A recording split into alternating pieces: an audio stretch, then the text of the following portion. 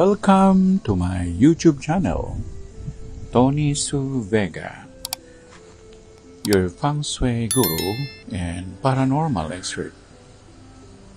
Horoscope: Cancer, June 21 to July 22. Today is June 21, 2024, Friday. It is all about the number 3 major arcanum, the Empress.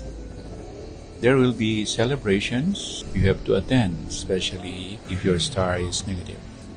And since it is the beginning of the water form of Cancer is called cardinal.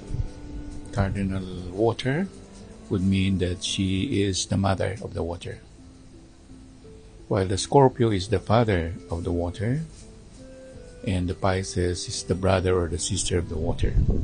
If we are to analyze horoscopes, Cancer in Chinese astrology or feng shui is referring to the month of the sheep. So sheep would be best this year, and until the time Leo, which is also the time or the month of the monkey.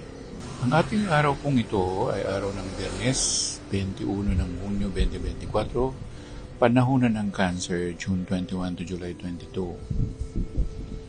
Ang ating horoscope ay nakatuon dun sa number 3 major arcanum o yung Emperatrice.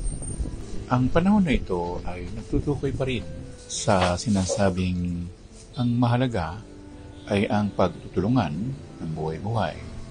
Selebrasyon yan. O kung hindi, babae ang mamumuno ngayon. Tinutukoy na iba rin ang kapangyarihan ng mga babae.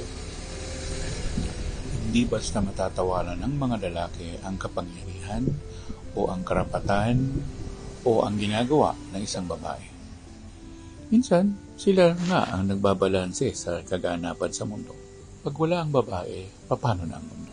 Sa kalimitan, meron talagang Diyos na babae at maraming Diyos na deity na babae. So, ang woman power for today ay umiinog nga sa kakayahan ng isang babae.